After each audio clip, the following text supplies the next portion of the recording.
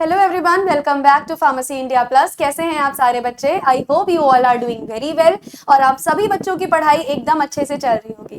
तो जैसा कि आप सभी को पता है कि थर्ड सेमेस्टर का हम already pharmaceutical organic chemistry start कर चुके हैं, जिसमें पहले ही मैं आपको यूनिट नंबर 1 यूनिट नंबर 2 पूरा प्रॉपर खत्म करवा चुकी हूँ। डेली आप देख रहे होगे हमारे लेक्चर्स आ रहे हैं, नो मैटर संडे है, नो मैटर कोई फेस्टिवल है, कुछ नहीं, डेली मैं आपके लिए लेक्चर रिकॉर्ड कर रही हूँ और डेली मैं आपके लिए लेक्चर लेकर आ रही हूँ। तो मेहनत हम लोग आपके लिए बहुत कर रहे हैं, आप भी बस हमारी इस मेहनत को अप्रिशिएट करें। क्लासेस डेली के डेली ज्वाइन कर लीजिए और क्लासेस के बाद अपने कमेंट जरूर करिएगा ताकि हमें पता चले कि बच्चों को के लिए ये लेक्चर्स बेनिफिशियल है या नहीं है। आपका एक कमेंट जो होता है ना, वो किसी भी टीचर का पूरा मूड लाइट करने के लिए, उसका दिन बनाने के लिए इनफ होता है। तो please do your valuable comments. आपके कमेंट्स का काफी बेसब्री से हर एक टीचर को वेट रहता है। जो भी आपका फीडबैक हो, आप अपना फीडबैक जरूर से हमारे साथ शेयर करिए। जैसा कि आप सभी को पता है कि हम लोग एक न्यू यूनिट स्टार्ट कर चुके हैं, that is fats and oils. Fats and oils में हमारा जो आज का टॉपिक रहने वाला है, दैट इज, याद करिए, लास्ट टॉपिक में मैंने स्टार्ट किया था reactions of fats and oils, जहां पे मैंने आपको 3 बहुत इंपॉर्टेंट रिएक्शंस के बारे में बताई थी चीजें, हाइड्रोलिसिस, हाइड्रोजनेशन, सैपोनिफिकेशन। तीनों रिएक्शंस हमने वहां पे कवर अप कर ली थी और मैंने तुमको बताया था कि ये तीनों रिएक्शंस सबसे ज्यादा इंपॉर्टेंट रिएक्शंस हैं पूरे चैप्टर की।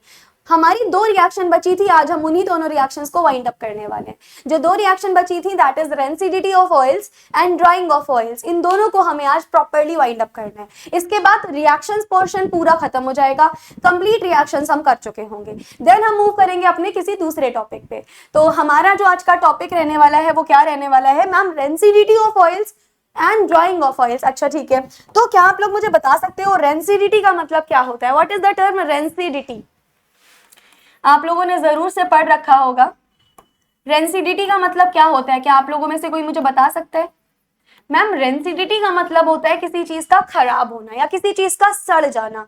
जैसे कि देखा होगा आप लोगों ने कि आप गर्मियों में हमारे पास क्या होता है ना, हम जो खाना बनाते हैं शाम तक वो खाना हमारा खराब हो जाता है। क्यों भाई? क्योंकि मैम वो उसमें रेंसिडिटी आना स्टार्ट हो जाती है। या फिर अगर आपका कोई भी खराब हो जाने वाला सामान है, आप उसको फ्रिज में नहीं रखते हो, आप उसको फ्रिज से बाहर निकाल के रख देते हो, वो मॉइस्चर से कनेक्ट करके, मॉइस्चर के साथ रिएक्ट करके क्या हो जाएगा मैम? वहां ऑक्सीडेशन हो जाता है मॉइस्चर के साथ रिएक्ट करके और वो सड़ने लगता है, जिसे हम क्या बोल देते हैं मैम? हम रेंसिडिटी बोलते हैं। तो किसी भी चीज का ऑक्सीडाइज होके मॉइस्चर के कॉन्टेक्ट में आके सड़ने की प्रोसेस को हम क्या बोलते हैं मैम? इसको रेंसिडिटी बोला जाता है। क्या ऑयल्स में भी रेंसिडिटी आता है? बिल्कुल, ऑयल्स में भी रेंसिडिटी आता है। मान लो आपके पास एक घी का डब्बा है जिसमें आपने क्या रखा हुआ है मैम? हमने घी को रखा हुआ है। अब इसमें आप क्या कर देते हो? आप इसमें कोई गीली चम्मच डाल देते हो, गीली स्पून डाल देते हो, तो जो आपके घी के आसपास का एरिया होता है ना, वो थोड़ा थोड़ा रेंस होने लगता है, उसका कलर चेंज होने लगता है, उसके आसपास का स्मेल चेंज होने लगती है, उसका ऑर्डर चेंज होने लगता है, टेक्सचर चेंज होने लगता है। और इस फिनोमिना को बोला जाता है बेटा रेंसिडिटी। जब आपका जो कंपाउंड है उसमें उसके स्मेल में चेंज होने लगे, उसका टेक्सचर बदल जाए, उसका टेस्ट बदल जाए, इसको हम रेंसिडिटी का नाम देते हैं। ऑयल्स में भी रेंसिडिटी बिल्कुल देखने को मिलती है हमें। तो आपको रेंसिडिटी टर्म समझ आया कि रेंसिडिटी टर्म जो होता है वो क्या होता है? हम क्या बोलेंगे मैम? रेंसिडिटी हमारे पास एक प्रोसेस होता है। Let me right it. Rancidity is a process. Rancidity क्या होगा मैम? जो हमारा रेंसिडिटी है ना, it is always a process that occurs in fats and oils. चाहे आपके घी हो, तेल हो, दोनों में ही ये प्रोसेस होता है। तो हम लिखेंगे rancidity is a process which occurs in fats and oils. दोनों में ही हमें क्या देखने को मिलता है मैम? फैट्स, ऑयल्स, दोनों में ही हमें रेंसिडिफिकेशन देखने को मिलता है। जहां पे फैट्स एंड ऑयल्स क्या हो जाते हैं मैम? ये स्पॉइल हो जाएंगे, डिग्रेडेड हो जाएंगे। तो हम लिख सकते हैं in which fats and oils are spoiled and degraded. Spoiled हो जाएंगे और क्या हो जाएंगे मैम? ये डिग्रेड हो जाएंगे। क्या हो जाएगा इनमें? बेसिकली ये सारे के सारे डिग्रेड हो जाएंगे। किसकी वजह से मैम? डिफरेंट डिफरेंट रिएक्शन की वजह से। ये बहुत इंपॉर्टेंट है कि किसकी वजह से होगा, तो आप यहाँ पे मेंशन कर सकते हो that it process happens due to oxidation, है ना, मॉइस्चर के साथ ऑक्सीडाइज होके हो सकता है, या फिर हाइड्रोलिसिस के थ्रू भी हो सकता है, एटसेट्रा। है ना, हाइड्रोलिसिस हो गया, मॉइस्चर के साथ में ऑक्सीडाइज हो गया, इन सभी के प्रेजेंस में हमारा डिग्रेडेशन हो जाता है और रेंसिडिटी आ जाती है। तो ये चीजें मेंशन करना बहुत ज्यादा वहां पे इंपॉर्टेंट है। यहाँ पर दूसरी केमिकल रिएक्शंस भी आप ले सकते हो एटसेट्रा के बाद, अदर केमिकल रिएक्शंस भी बहुत ही इजीली यू कैन टेक। अब हम आगे समझते हैं क्या होता है जब हम इसको एयर में खुला छोड़ देते हैं, चाहे हमारा फैट हो या ऑयल हो। लिखती हूं मैं इस चीज को, when fats and oils are, जब हमने क्या किया मैम, जब आपने फैट्स एंड ऑयल्स को बेसिकली ऐसे ही छोड़ दिया मॉइस्ट ऑयल में, तो हम लिख सकते हैं are left expose to moist oil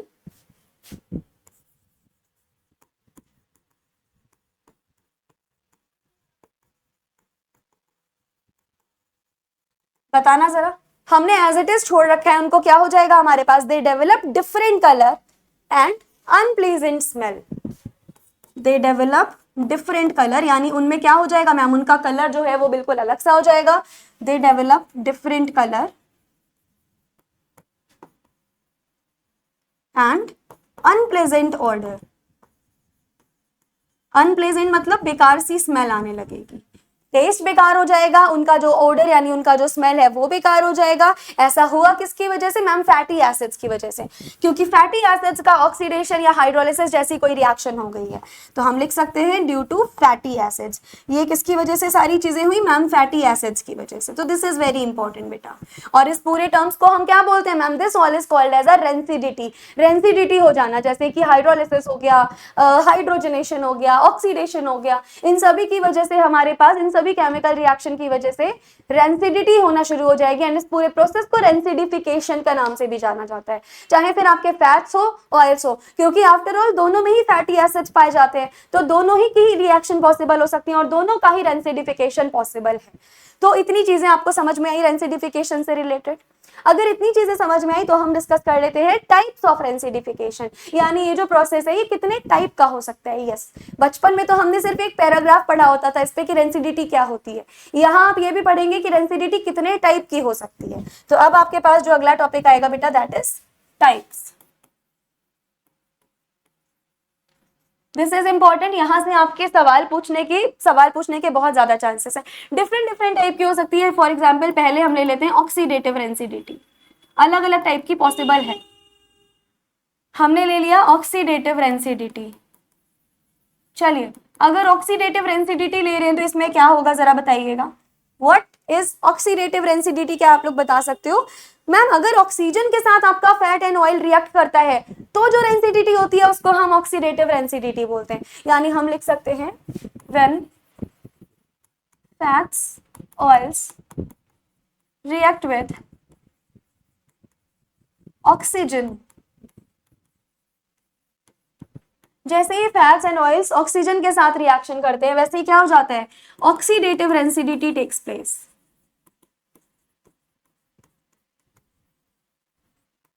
कौन सी रेंसिडिटी आती है मैम? सिंपली हम बोल देंगे हमारी ऑक्सीडेटिव रेंसिडिटी जो है ना वो प्रोड्यूस हो जाती है जैसे ही इनकी रिएक्शन हम ऑक्सीजन से करवाएंगे, which is leads to the formation of free radical. एक और इंपॉर्टेंट चीज, जैसे ही इनकी रिएक्शन होगी यहाँ से फॉर्मेशन क्या हो जाएगा मैम, इंटरमीडिएट का फॉर्मेशन होगा। Those intermediate are called as a free radical intermediate. आप लिख सकते हो it Leeds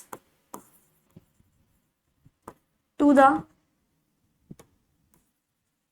formation of intermediate. ये इंटरमीडिएट से बेटा डायरेक्टली सवाल पूछा जा सकता है, तो ये बहुत अच्छे से पढ़ लीजिएगा।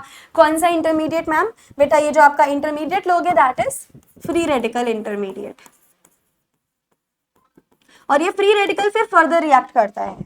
हमारे पास इंटरमीडिएट कौन सा बन जाएगा मैम? आपका फ्री रेडिकल इंटरमीडिएट यहाँ पर बन चुका है, और यहाँ पे ब्रेक डाउन हो जाएगा ऑयल जो होगा वो अपने मोलिक्यूलर स्ट्रक्चर में। एंड ये भी लिख सकते हैं हम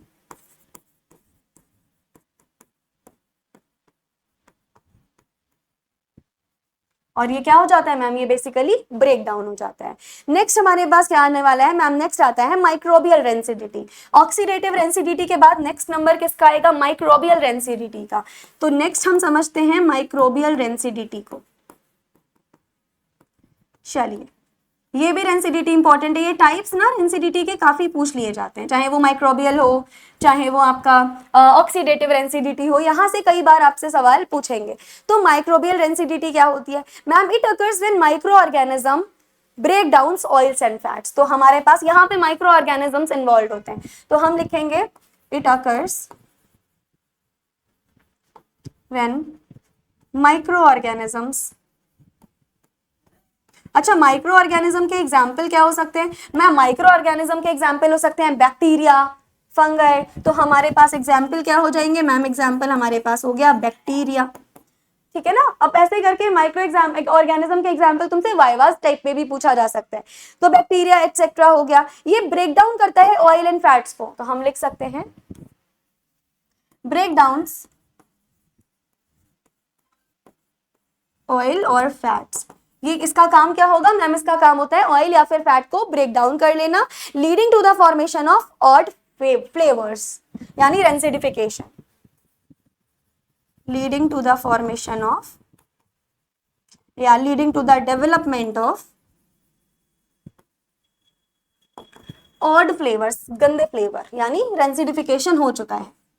ऑड फ्लेवर यहाँ पर क्या हो जाएंगे मैम? आ जाएंगे, यानी पूरा रेंसिडिफिकेशन प्रोसेस यहाँ पर हमारा हो चुका है। किसकी वजह से हुआ मैम? माइक्रो ऑर्गेनिज्म यानी बैक्टीरिया की वजह से हुआ है। यानी बैक्टीरिया लगने की वजह से कई बार जो हमारे फूड आइटम्स होते हैं वो सड़ जाते हैं, इसको हम माइक्रोबियल रेंसिडिटी के नाम से जानते हैं।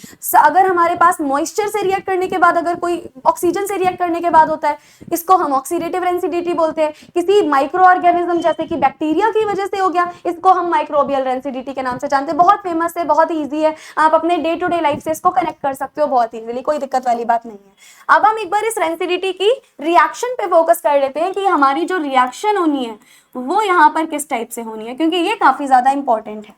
रिएक्शन यहाँ पर जो होनी है वो किस टाइप की होनी है? सबसे पहले हमने क्या लिया? हमने सबसे पहले ये कुछ एक टाइप का कंपाउंड ले लिया है CH2OCOOR1, है ना। मैं ट्राइग्लिसराइड लेने की ट्राई कर रही हूँ, आई एम ट्राइंग, हमें ट्राइग्लिसराइड मिल जाए। यहाँ पे मिलेगा CHOCOOR1 की जगह मैं इस बार R2 ले लेती हूँ। सिमिलरली यहाँ ले लेते हैं हम CH2OCOOR3। डिफरेंट R हमारे पास हो सकते हैं। ये क्या हो गया? ये मैम आपके पास एक ट्राइग्लिसराइड हो गया। अब ये ट्राइग्लिसराइड्स क्या होते हैं? इससे पहले वाले हर लेक्चर में मैं तुम्हें डिटेल में बता चुकी हूँ। What we have taken triglyceride. अब ट्राइग्लिसराइड जो है यहाँ पर किसके साथ रिएक्शन करेगा मैम? पानी के साथ में, यानी हाइड्रोलाइसिस, और वो भी लाइपेस एंजाइम की प्रेजेंस में ये रिएक्शन होंगी। तो जैसे ये रिएक्शन लाइपेस एंजाइम की प्रेजेंस में हुई, हमें क्या मिलेगा मैम? हमें ट्राइग्लिसराइड्स का जैसे ही हाइड्रोलाइसिस कराते हैं ग्लिसरॉल मिलता है, हमें यहाँ मिलेगा ग्लिसरॉल। What is glycerol? इसका क्लीवेज हो जाएगा और हमें मिलेगा CH2OH, CHOH, CH2OH। What is this ma'am? This is glycerol, ठीक है ना। तो हमें क्या रिसीव हो गया मैम? हमें ग्लिसरॉल रिसीव हो गया। अब जल्दी से मुझे बता दो बाई प्रोडक्ट के रूप में क्या मिलेगा? ये बचे हैं बाकी के कंपाउंड, जल्दी बता दीजिए बाई प्रोडक्ट के रूप में क्या मिलेगा मैम? ये H यहाँ पे जा चुका है, तो देखो क्या हुआ मैम, यहाँ से ये बॉन्ड ब्रेक हुआ, ये वाला बॉन्ड हमारे पास क्या हुआ? ब्रेक हुआ, ये वाला बॉन्ड ब्रेक हुआ। इधर अगर H जाएंगे तो इधर कौन जाएगा? OH। इधर अगर H जाएंगे तो इस साइड कौन जाएगा? OH। सिमिलरली इधर अगर H जाएंगे तो इधर OH। तो यहाँ पे हमें रिसीव होगा R1 COOH, R2 COOH and we will be having R3 COOH। ये हमें डेरिवेटिव रिसीव हुए, साथ ही साथ में क्या रिसीव हुआ? ग्लिसरॉल रिसीव हुआ। कैसे? ट्राइग्लिसराइड से हमें ये सारी चीजें मिल गई हैं। डन। और वो हमें जो बाहर मिले हैं वो क्या है ma'am? These all are the free fatty acids. याद रखिएगा, ये जो हमें कंपाउंड्स मिले हैं किसके कंपाउंड है मैम? ये ना फ्री फैटी एसिड्स के कंपाउंड हमें रिसीव हो गए हैं। Done. This is free fatty acids. I hope this is clear to everyone. अब देख लेते हैं कि इस रेंसिडिफिकेशन से प्रिवेंशन के लिए हमें क्या क्या करना होगा, हम कैसे इसको प्रिवेंट कर सकते हैं। ये सवाल भी आपने अपने बचपन में जरूर पढ़ा होगा। हम देखते हैं कि हमें इनके प्रिवेंशन के लिए अब क्या करना है। बहुत सारे स्टेप्स होते हैं, कुछ तो आप लोगों को पता ही होंगे प्रिवेंशन के लिए स्टेप। सबसे पहले तो हमें एयर टाइट कंटेनर यूज करना एक बहुत बढ़िया चीज होती है कि अगर आप एयर टाइट कंटेनर यूज करोगे प्रिवेंशन काफी बढ़िया होगा, यहाँ पर रेंसिडिफिकेशन का खतरा कम होता है। तो हम लिख सकते हैं यूज एयर टाइट कंटेनर।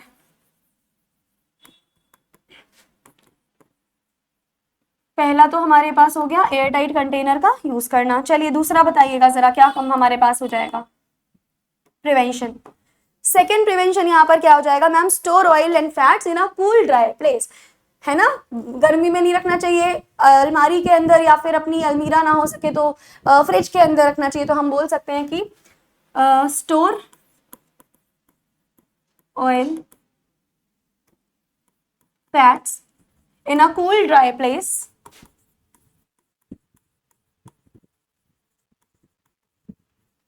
क्या इतनी बात क्लियर हो गई? हमें अपने कूल एंड ड्राई प्लेस में रखना है, away from the light and heat, ये मस्ट है, याद रखिएगा, away from light and heat, light and heat बिल्कुल नहीं आनी चाहिए।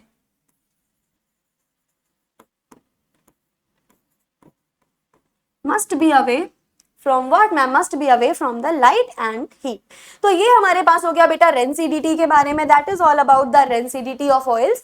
अब हम दूसरी रिएक्शन पे मूव ऑन करते हैं, that is drying of oils. Ma'am अब ये बताइए ड्राइंग ऑफ ऑयल्स किस तरीके से हमें देखनी होगी, चलो समझते हैं। Next reaction we are having is drying of oils. ये भी इंपॉर्टेंट है, हालांकि रेंसिडिटी ज्यादा इंपॉर्टेंट है इसके कंपैरिजन में, लेकिन कई बार ये वाली रिएक्शन भी आपके एग्जाम में दी जा सकती है। देखो, when highly unsaturated oils are exposed to air, अब हाईली अनसैचुरेटेड का मतलब जिनमें काफी ज्यादा हमारे पास में double and triple bond available होते हैं, तो हम लिख सकते हैं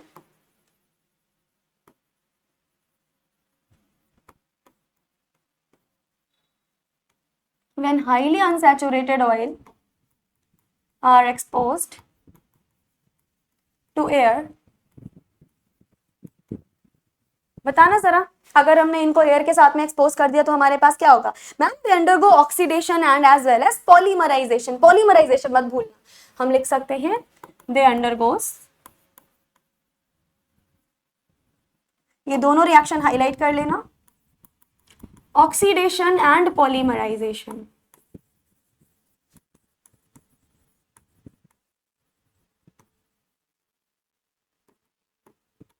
ये दोनों रिएक्शन हमारे पास होगी, पहली ऑक्सीडेशन होगी, दूसरी पॉलीमराइजेशन होगी, for the formation of a thin layer या थिन फिल्म भी बोल सकते हैं, for the formation of a thin film, है ना, एक थिन फिल्म हमारे पास। अच्छा, ये थिन फिल्म जो है वो हमारे पास एक प्रोटेक्टिंग लेयर का भी काम करती है, याद रखिएगा, ये जो थिन फिल्म होगी ये हमारे पास एक प्रोटेक्टिंग लेयर का भी काम करेगी, इसको मेंशन करना मत भूलिएगा। और बेसिकली इसको क्या बोलते हैं मैम, ये जो ऑयल्स होते हैं इनको हम ड्राइंग ऑयल्स भी बोलते हैं, यहाँ पर लिख लीजिएगा कि these oils are also called as drying oils, these oils are also called as drying oils. इन्हीं ऑयल्स को हम क्या बोलेंगे मैम, इन्हीं ऑयल्स को आप ड्राइंग ऑयल्स भी बोल सकते हो। अब सबसे ज्यादा यहाँ पे इंपॉर्टेंट ये होता है कि इसकी रिएक्शन हमें किस तरीके से देखने को मिलती है, which kind of reactions proceed here. तो अब अगली हेडिंग जो हमारी पड़ेगी बेटा दैट इज रिएक्शंस। यहाँ पर रिएक्शंस किस प्रकार की होती है और यहाँ पर बेसिकली हमें क्या क्या चीजें देखने को मिलेंगी, ये आपको खास ध्यान रखना है, ये समझना है, समझ लीजिएगा। It involves the oxidation of oils fatty acid, यानी ऑयल के अंदर जो फैटी एसिड्स होंगे उनका ऑक्सीडेशन हो जाता है इस पर्टिकुलर रिएक्शन में, तो हम लिख सकते हैं इट इन्वॉल्व्स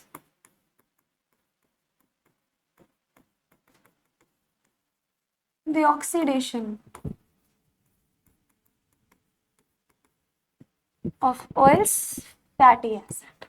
क्या इतनी चीजें क्लियर हुई? ऑयल्स के फैटी एसिड का क्या होगा, ऑक्सीडेशन हो जाएगा, जो क्या बनाता है मैम, जो एयर के साथ रिएक्शन करके एक इंटरमीडिएट बनाता है, फिर से वही free radical intermediate, which further reacts with air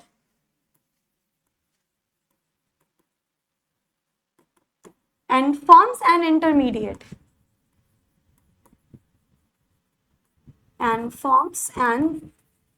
intermediate. कौन सा इंटरमीडिएट बनाता है बेटा मैम, ये जो इंटरमीडिएट यहाँ पर बनेगा इसको जरूर हाईलाइट कर लेंगे हम, फ्री रेडिकल इंटरमीडिएट हमें यहाँ रिसीव होता है, ठीक है ना, क्या रिसीव होगा हमें मैम, यहाँ पर एक फ्री रेडिकल इंटरमीडिएट जो है वो रिसीव हो जाएगा। अब ये जो फ्री रेडिकल इंटरमीडिएट बना है ये क्या होता है मैम, ये फिर से ऑक्सीजन के साथ रिएक्शन करता है, फ्री रेडिकल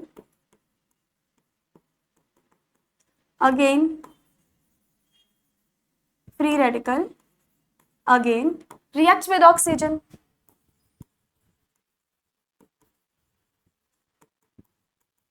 to form बताना जरा, अगर फ्री रेडिकल ऑक्सीजन के साथ दोबारा से रिएक्शन कर लेगा तो फॉर्मेशन यहाँ पर किसका होने वाला है मैम, यहाँ हाइड्रोपेरोक्साइड का फॉर्मेशन हो जाएगा। किसका फॉर्मेशन हो जाएगा मैम, हाइड्रोपेरोक्साइड्स का फॉर्मेशन हो जाएगा।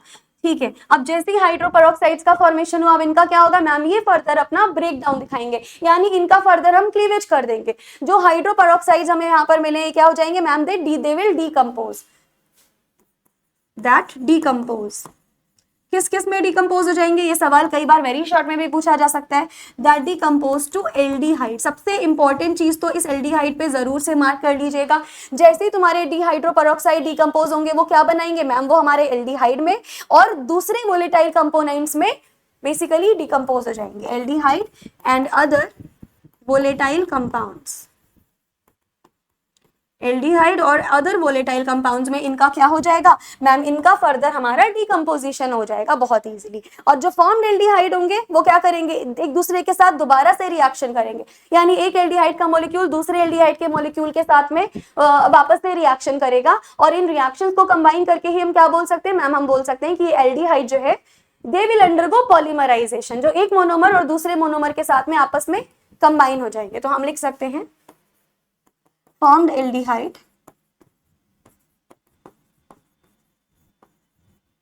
ये जो हमारे एल्डिहाइड बने क्या करेंगे ma'am, again react with each other,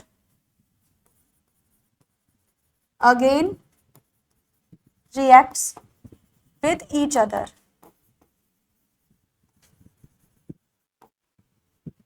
ठीक है, एंड शोज पॉलीमराइजेशन। और क्या दिखाने वाले हैं हमें यहाँ पर मैम, हमें पॉलीमराइजेशन दिखाने वाले हैं। यहाँ पर ये एक दूसरे के साथ में कंबाइन करेंगे और क्या शो करेंगे मैम, एक दूसरे के साथ में ये कंबाइन करेंगे, कंबाइन करके ये हमें फर्दर पॉलीमराइजेशन जो है ना वो शो करने वाले हैं। और जो वो पॉलीमराइजेशन होंगे वो कैसे होने वाले होंगे ma'am, that is hard and dry. ये बहुत इंपॉर्टेंट क्वेश्चन है। ये जो पॉलीमराइज फॉर्म होगा वो किस तरीके का होगा, it must be a hard and dry film. ये बेसिकली हमें एक पॉलीमराइज्ड फिल्म मिलने वाली है। यहाँ पर क्या मिलने वाला है मैम, हमें ना एक पॉलीमराइज्ड फिल्म मिलने वाली है, और ये जो हमारी फिल्म होगी वो एकदम हार्ड एंड ड्राई सी फिल्म हमें रिसीव होगी। तो ये हमारी सारी चीजें होती है। अब आपके मन में सवाल आएगा कि मैम एक बार हमें दिखा दीजिए किस तरीके से जो आप बोल रहे हो ये रिएक्शन हमारी होती है, किस तरीके से पॉलीमर बनते हैं।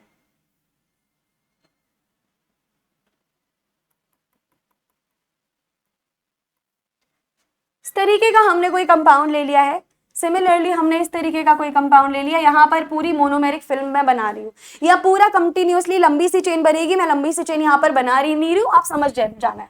इसकी रिएक्शन हमने O2 यानी ऑक्सीजन के साथ में इसकी रिएक्शन कराई, यानी हमने एयर के साथ में इसको कॉन्टेक्ट किया। तो जैसे ही हमने इसको एयर के साथ में डिकम्पोज किया, जल्दी से मुझे बताना हमारे पास क्या मिलेगा मैम। इस सेम चीज पे आपके पास एक हाइड्रोपेरोक्साइड की लिंकेज बन जाएगी। मतलब समझ में नहीं आया, आओ समझाती हूँ।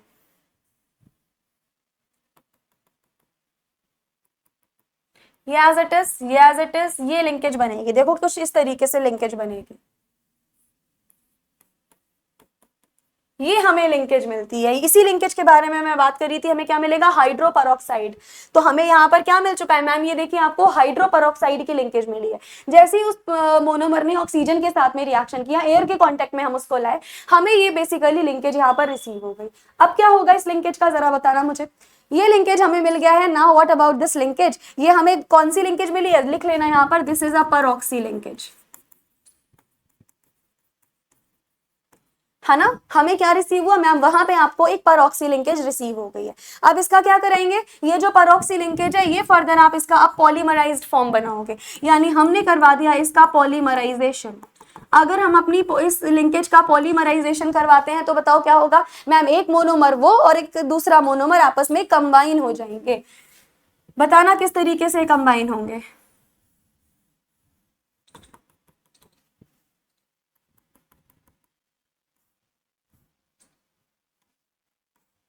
ये हमने बना लिया है अपना क्या मैम, आपने एक मोनोमर बना लिया। यहां से हमारे पास ऑक्सीजन आया और यहां से बेसिकली देखो, यहां से मैं क्या कर रही हूँ मैम, आप यहाँ पर रुको, यहाँ पर नहीं, हम इसको ये हमने क्या ले लिया मैम, बेसिकली ये नीचे वाला पोर्शन बनाना था। रुको, let me make it again, just a minute, let me just make it again. पूरा पॉलीमेरिक फॉर्म में आपको बना के दिखाती हूँ। लाइक किस तरीके से पॉलीमरिक फॉर्म बनेगा समझते हैं।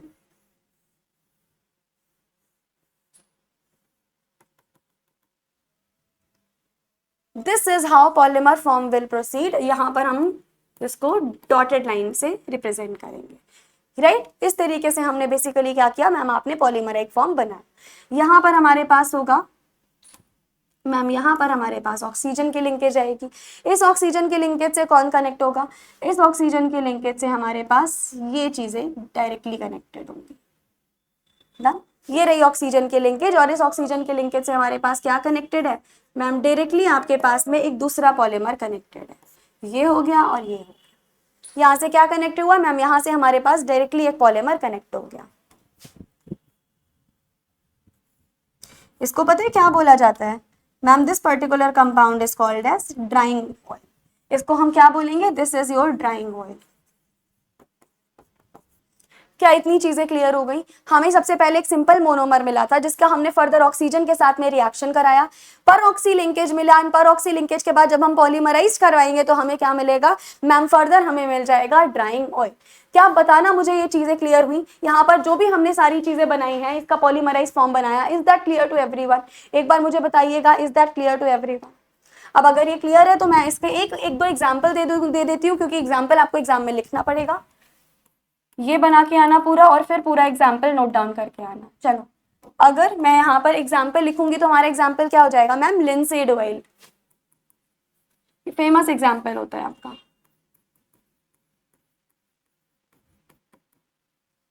This is your famous example. इसका यूज कहाँ करते हैं मैम, जितने भी ऑयल बेस्ड पेंट होते हैं, यानी आजकल हम घरों में जो पेंट करा रहे हो, जो ऑयल बेस्ड पेंट होते हैं, उन सभी में इसका काफी ज्यादा यूज होता है। ये क्या होंगे, these are oil based paints. इसका फेमस एग्जांपल जैसे वार्निश हो गया, ये सब इसी कैटेगरी में ड्राइंग ऑयल्स वगैरह आते हैं। Used in the formation of, यहाँ पर हम लिख सकते हैं, they are so much used in the formation of paints. Paint industry में काफी ज्यादा यूज किया जाता है। एंड वार्निशेस, पेंट बनाने में, प्लास्टिक पेंट्स में, वार्निशेस में, इन सभी जगह हम अपने ड्राइंग ऑयल्स का काफ़ी ज़्यादा यूज़ करते हैं। A lot of use which increase, ये क्या इंक्रीज करते हैं मैम, ये हमारी फ्लेक्सिबिलिटी भी इंक्रीज करते हैं, ड्यूरेबिलिटी भी इंक्रीज करते हैं। तो हम लिख सकते हैं which enhances flexibility and durability.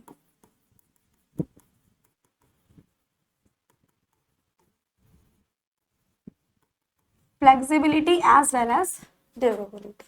So that is all about the drying of oils। इसी के साथ में हमने दोनों रिएक्शंस पूरी वाइंड अप कर ली हैं। सबसे पहले जो हमने रिएक्शन इस चैप्टर में करी, दैट वाज अभी आज के टॉपिक में, that was rancidity of oils. इसके बाद में हमने ड्राइंग ऑफ ऑयल्स भी पूरा कंप्लीट कर लिया। इसी के साथ आपका रिएक्शन वाला जो पोर्शन था पूरा खत्म हो गया। यहाँ से अगर तुमको लॉन्ग में सवाल आता है तो तुम्हें सारी रिएक्शन लिखनी पड़ेगी, कल वाली क्लास और आज वाली क्लास को मिक्स करके। जो मैंने लिखा है दोनों PDF डाउनलोड कर लीजिएगा, दोनों लिख के आ जाना, नंबर बिल्कुल नहीं कटेंगे। अगला सवाल जो आता है वो एनालिटिकल टर्म्स से आता है। अब कल से मैं शुरू करने वाली हूँ एनालिटिकल टर्म्स। एक दो क्लासेस और लगेंगे एंड आपकी ये वाली यूनिट भी पूरी की पूरी खत्म हो जाएगी। तो मुझे कमेंट्स में जरूर बताइएगा कि आपको ये रिएक्शन समझ में आई या नहीं आई। ये रिएक्शंस बहुत इंपॉर्टेंट है, अगेन आई एम टेलिंग। अगर आपको इसके नोट्स चाहिए तो आपको व्हाट्सएप एंड टेलीग्राम दोनों पे मिल जाएंगे। ज्वाइन कर लीजिएगा टेलीग्राम एंड व्हाट्सएप को, इसी वीडियो के नीचे डिस्क्रिप्शन बॉक्स में लिंक है। तो that is it for today's class. Thank you so much and take care.